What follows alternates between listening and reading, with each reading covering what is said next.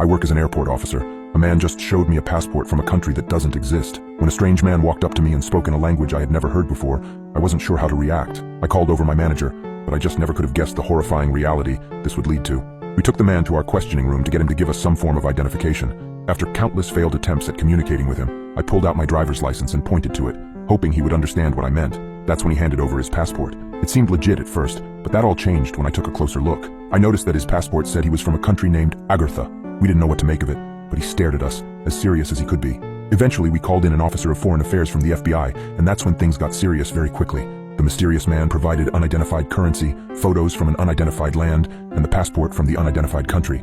This FBI guy was baffled. He had no clue what to do, so he eventually gave this man a map, and after some more arm flailing, managed to ask him where he was from. This man looked at the map for a minute, and then adamantly pointed to the middle of the Atlantic Ocean. This FBI officer looked confused, and after some phone calls he took the man's bag and then placed him in handcuffs and transported him to a nearby jail cell. We began to unpack the bag and found more objects from this unidentified land, such as postcards, a laptop with a brand no one had ever heard of, and some more photos. These photos are what has been keeping me up for the past 20 hours. Their contents were of some unidentified land taken from a large tower. The city was decimated, bodies everywhere. The photographer seemed to be the only living one in the area. These pictures continued for what must have been 20 photos, constantly following the location of the last picture, all leading to one obscure house in this city. Then we got to the last picture. It was a picture of a man, looking at the camera hopelessly, hands chained to the wall.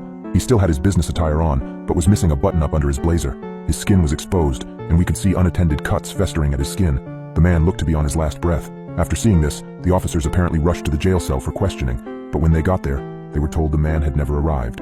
Then, they ordered the police station to track down the squad car using GPS, but the car's locator no longer existed. It hadn't given off a signal in 13 minutes, and no one had heard from the two officers. One night, as I sat at my desk, scrolling through the same photographs yet again, I noticed something I hadn't seen before. In the background of one of the images, obscured by the ruins of the city, there was a faint, shadowy figure. It was almost imperceptible, like a whisper in the darkness, but it sent a chill down my spine. I zoomed in on the photograph, trying to make out more details, and that's when I saw it. The figure appeared to be tall and cloaked in darkness, with elongated limbs that seemed to stretch unnaturally. Its eyes glowed with an otherworldly, malevolent light.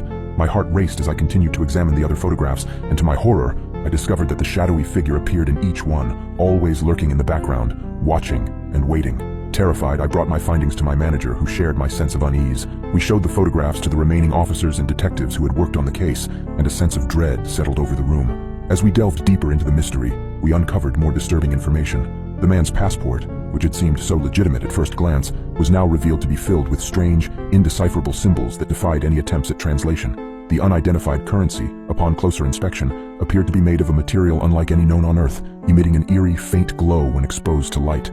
The laptop from the unknown brand revealed a cache of encrypted files that seemed to contain cryptic messages and diagrams that made no sense to us. The sense of foreboding grew stronger with each passing day, and it became clear that we were dealing with something far beyond our comprehension. And then, one fateful night, as I was alone in the police station, poring over the photographs once more, the lights flickered and a bone-chilling silence descended. I could feel an invisible presence in the room, and when I turned around, there it was, the shadowy figure from the photographs. My heart pounded in my chest as the figure slowly advanced towards me, its glowing eyes fixated on mine. I reached for my phone to call for help, but it slipped from my trembling hand, crashing to the floor. Just as the figure was about to reach me, the lights flickered back on and it vanished into thin air. My manager and the other officers rushed in, responding to the commotion, but they found no trace of the shadowy entity.